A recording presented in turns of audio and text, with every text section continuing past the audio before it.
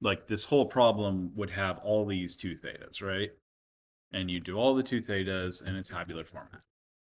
Okay, and you'll see the answer in just a bit, but we don't have to do all of them. We just want to see how we would do it for one set, right? So we understand how to do it. Now, what we have here is a wavelength right there. Everybody's okay with that part right there? Okay. This is going to end up plugged into Bragg's law and derived forms of it. Okay. And then the other part that we have to remember is we're going to have 2 theta angles. Okay. Now, having said that, these are 2 theta angles, right? So if we end up needing theta later, what are we going to do to those? Divided by 2, yeah. It's a very common place to mess up on these when you're first starting, right? Because it's 2 theta, right? And partially this is actually to double the angle for the experiment. Like, which would be easier, to adjust something by 20 degrees or to adjust it by 40? Which could you have more accuracy on? Adjusting by 40, right? Gives you less error. Okay, and so we're going to use this diffraction law. Now remember, when we do this, we need several things for this. So we're going to have equation 8.3, and we're also going to look at table 8.5. Now I'm actually going to put table 8.5 up in a bit. You just won't be able to see it if I put it on the same page as this. Okay. Now this is equation 8.3 right here, though.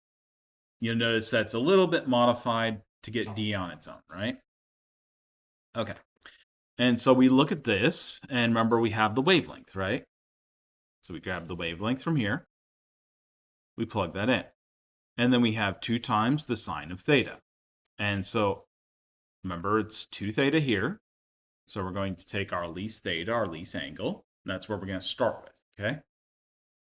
And it's divided by 2, so that's 20.6 degrees versus the 41.2 degrees here, right? Okay. Everybody good with that so far? All right. That's going to give us 3.26 for our D right there. Okay, so the next part we need to do is we need to figure out, rather than diameters, which don't have any real meaning inside the crystal themselves, I mean, it's the distance between the diffraction, right? We need a number that actually has to do with the crystal pattern, right? And that number is going to be A. That's the sidewall, right? Okay. And so that's going to tell us the sidewall of our crystal pattern, right? And we're going to start with simple cubic. And does anybody know why we're going to start with simple cubic? Okay. So you'll actually see that there's kind of some things that your book does are actually kind of funny and like a huge waste of space in some ways, but also amazingly informative for people. Because you all probably think that scientists just like know everything and like we're always do things smart, right? No. No. Actually, most testing methodologies in science in general is literally to just fail over and over until we stop failing. Okay. And so, how you do the crystal diffractions, how you start these problems, is you're literally going to do this calculation right here over and over and over for the crystals and see if you get integers. So if you have the proper crystal diffraction, you'll get integers for this. This will be some integer. Might be even, might be odd. That will tell you what type of crystal it is. But if you get anything that's not an integer, it's not that.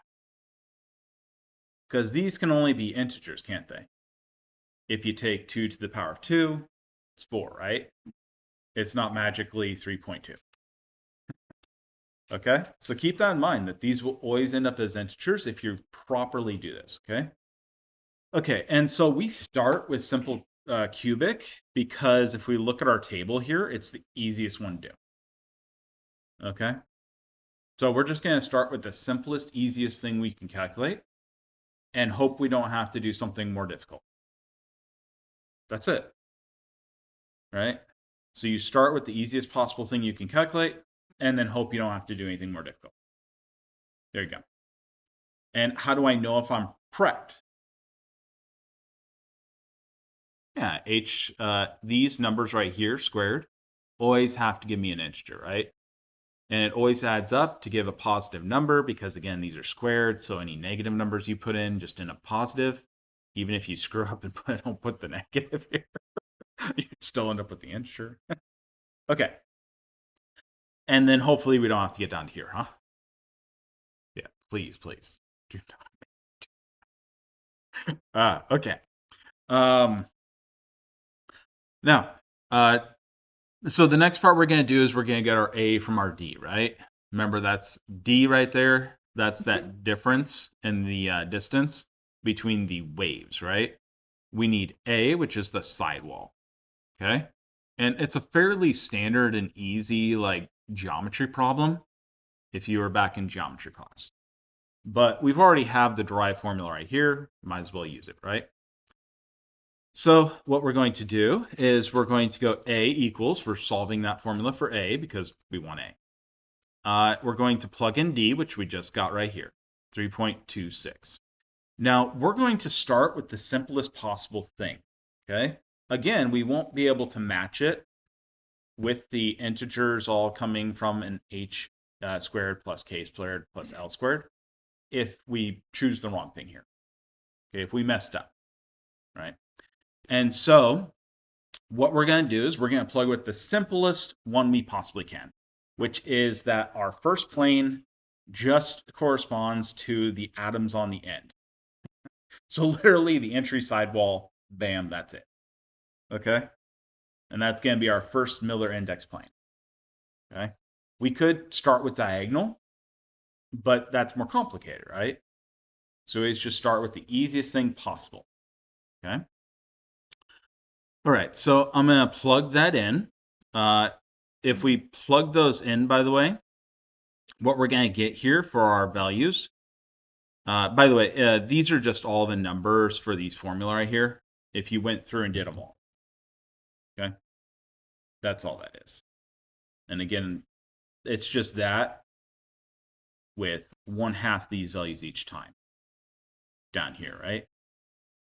Mm-hmm. So we're getting the A equals, and then we actually plug in for the h squared, yeah, down there. Yes, so this part right here is something we have to work off our assumptions. We're just guessing. Like, we're guessing the h squared, k squared, l squared. Okay, so yeah. It'd be 1, 0, 0 for simple. You got it. Yeah. We're simple cubic, where our plane corresponds to the first plane as we enter the system rather than diagonal. Okay. Or one that would cover the both the x and y. So let me go back to this part right here. I actually have the figure right there. So these are our Miller index planes. And so remember that when we look at these coordinates right here are going to be where it covers across this plane. Okay, so for example, this is a plane that moves both in the x and y, right? This one would be just this sidewall here. We're only covering a movement in one of the planes, right? In this case, this first one. Okay. Okay. And so it's the simplest possible plane we could have gotten. All right. Now remember that these are going to be done, if we're wrong about this, we're going to have to go back and redo this, okay? So you're going to want to kind of set your formulas up for these and get it so you can do these fairly quickly and easily, okay? If you're doing a problem like this. Because there's a pretty good shot you're going to have to go back, right? There are plenty of other crystals, simple cubic, where the first Miller indice is actually just the wall, okay? That is not all systems by any stretch of the imagination, or even the majority, right? But it's the easiest one to calculate because everything's zeros, right? So we plug those in, 1, 0, 0. We have our D's from here. Those ones you can reuse over and over throughout this problem, okay? And what we end up getting is, because it's the square root of 1, square root of 1, we get 1. So times 1, right? And so it's 3.26. That was a lot of work. There's a lot of me talking for absolutely no math happening. All right. So we're then going to use this formula right here. This formula comes from the table here. All I've done is just multiplied this across, this a squared across, so that I could get all the other terms on one side, right? Yeah. Okay. And so I got all my other terms on one side. And what we're going to do now is we're going to solve and see if we solve it back out, do we get an integer, which is the only possible thing that can happen, right? And so we go ahead and plug. Remember, these numbers are what we're solving for. We're trying to figure out, do we get an integer for this, okay? We assumed a number. We got a number from it. And now we're plugging it back in to see if it works. Mm-hmm.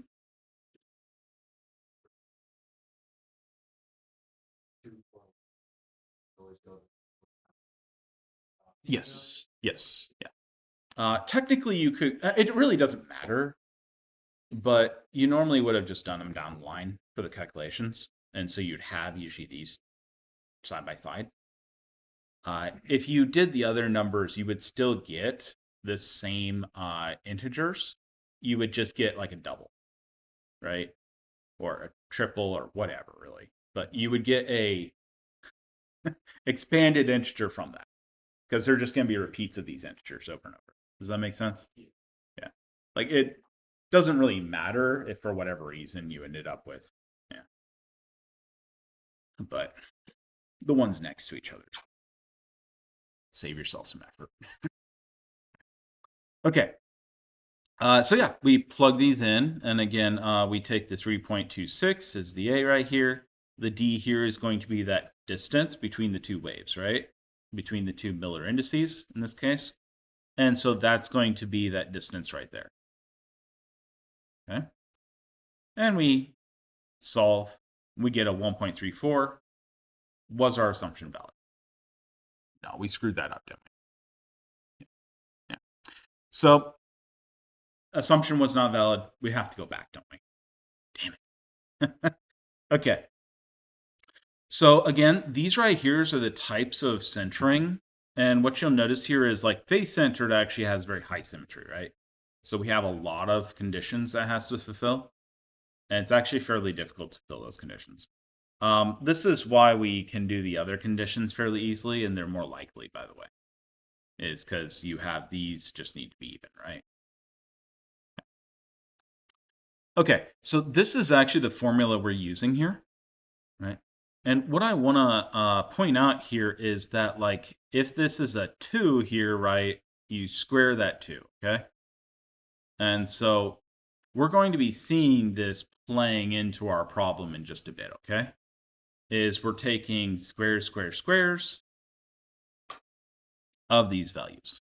Is that making sense? So in our problem here, we're going to end up having a shortened form of this, which is going to be this right here. That's that same formula right here. It's just instead of doing, so we have the value here, right? And we would take the square root of it to solve for that, right? And what's going to end up happening is we're going to have here, for example, if this was 1, 1, 0, this is going to be 1 plus 1, right? 2. We take the square root of that then and multiply that over. Okay. So when we're trying to solve for these next values here, what we're going to see is we can actually collapse this down and make our problem a little bit easier. Okay, so let's go ahead and try this out real quick. So if we go ahead and take our A values, we assume that those are correct, we now plug in a 1, 1, 0. Why do we start with 1, 1, 0 for the next one? Because it has a 0 in it. It makes life easier. The next one after that is going to be 1, 1, 1, right? Yeah. And then you would keep going on. All right. And so, like 2, 1, 1, 2, 2, 1, 2, 2, 2. If you had to, you'd keep going. Okay. What I would actually recommend, though, is after you get 1, 1, 1, actually try to switch to the next one, tetragonal. maybe you got the crystal wrong. Okay, it's more likely than you having a double Miller plane. Though, if you haven't tried these ones yet, then make sure you try those. Okay, these are fairly normal Miller plane sets. So you're not changing the A or the D. We'd still be using that 3.2. You'll be using the D. Okay, so the A would change. The A will change. Yeah. Okay. And the A is going to change because of this formula right here. Yeah. Yeah. And that's what you're seeing in the other one. So it's 3, square root of 3, right? Yeah. Yeah.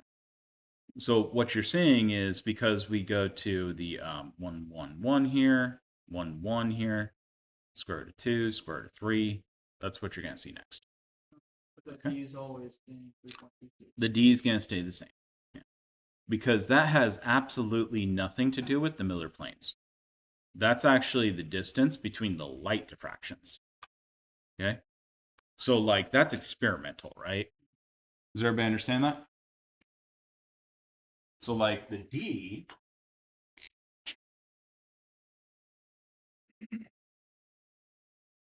comes from this. So that's experimental. Okay? That doesn't change depending on how they're diffracting off of this stuff.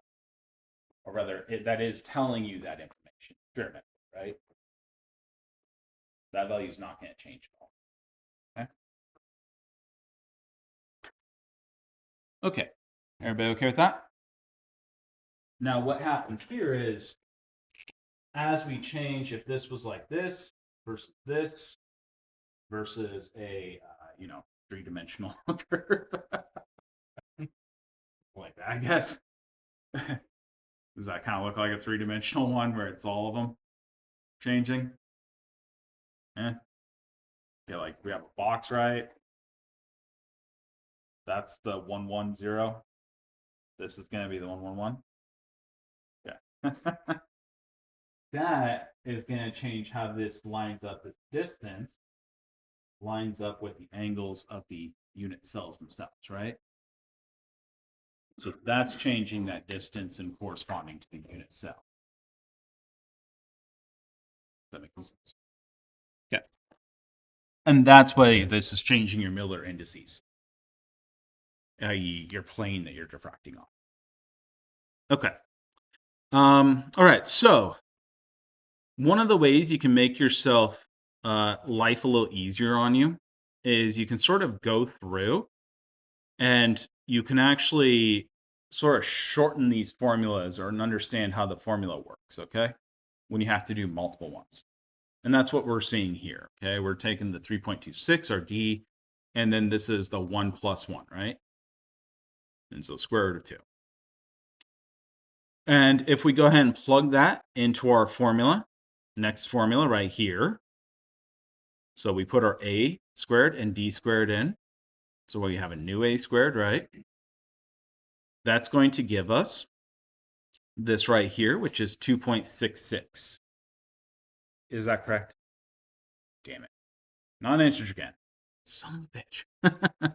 Now keep in mind, because your calculator, and you may not have used all the decimal places, it may be like a 2.99.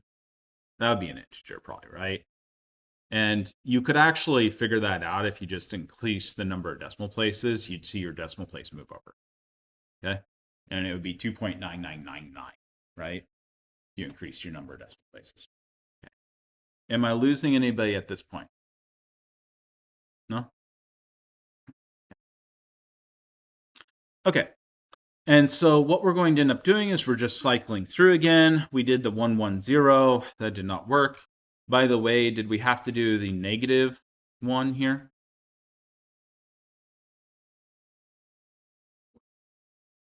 Yeah. It doesn't matter if they're negative here, does it? We are skipping the 1, 0, 1, but that probably isn't going to help us anyways because we would have squared and added them, right? So like 1, 0, 1 is going to be the same thing as 1, 1, 0, isn't it? In terms of this math. Okay? And so that just doesn't help us at all. Okay, now we're going to do the 1, 1, 1. And so if we do the 1, 1, 1, we get 1 squared, 1 squared, 1 squared. We add them together, we get 3. Square root of 3 times 3.26. We get an A value of 5.64. We plug those in, and we see that we actually end up with an integer. Yeah. So d squared, a squared, divide them. And congratulations, we have our second peak, finally. And so our second peak is going to be, we're going to have a 1, 1, 1 here. And that's what our family of planes are going to be from now on. And so if we use our A 5.64 here, which is this value right here, and then we go on to the next one, which is our next D here, which is that next D up here that we haven't used yet, we can go ahead and continue doing this. And so again, we have an h squared, k squared, and l squared, and that's an 8.03, and hopefully all of you can see that that's within our error, isn't it? Yeah. Mm-hmm. So once you find that A value, that's just the A value for all of them? Once you find your Miller indices, Mhm. that's the first Miller indice. Yeah. And then once you find your A value, since we're a simple cubic, that has to be the sidewall for all of them, right? Oh, okay. Yeah, because cubic. Yeah. Yeah. Now, if it wasn't cubic, if it was instead a parallelogram, you'd have your A and B's, or right? And that's where these come in. See how you have A, B, and C here? Mm-hmm. That's because like an orthorhombic has 3 different sides, right? So it's a parallelogram with 3 different lengths. Is that making sense? You have to find all 3. Yeah. Yep. You would indeed. And it would be a pain in the damn ass. Yeah. It adds work. That's just why we assume simple cubic start. Okay? Hey, Joe. So I'm understanding all this. The only thing I'm getting confused on. Then so I understand on factor 111. Mhm. Why is the 4200 for the HA Done here. 2.8? This one right here. The second. Um, 7.200. Oh, this one. Yeah. Okay. Okay. So it's 200 because what we're doing is we're solving this same formula over and over until we get it. So for this one right here, this ends up being an 8. And so that would not be a 111 or a 222, right?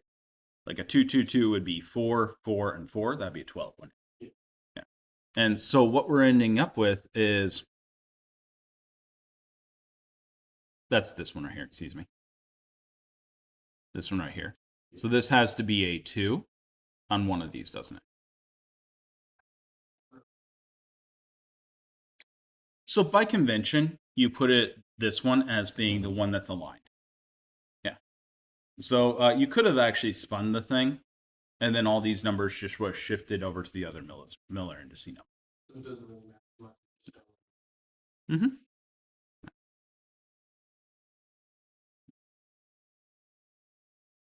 Got it.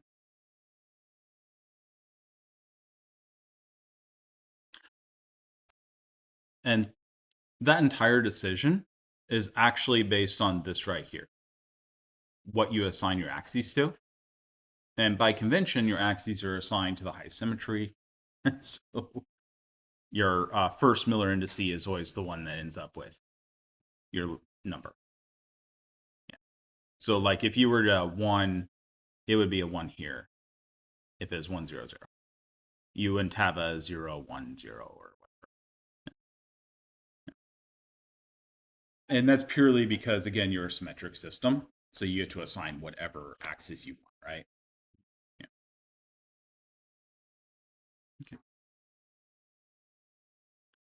Okay. Any questions? Did that answer your question completely? Yes. Why is the one? Mhm. It's different on. No, This is negatives. Oh, this one? Yeah, just Okay. down the chart. Yeah, you can, these are your Miller diffraction indices, and this has to do with the distances between these things. So if you can set up a diffraction by going across like this and having that your diffraction plane, then that's going to be your diffraction plane. So it's purely a function of like different lengths are going to change these diffraction planes. Yeah. Is that making more sense? Yeah.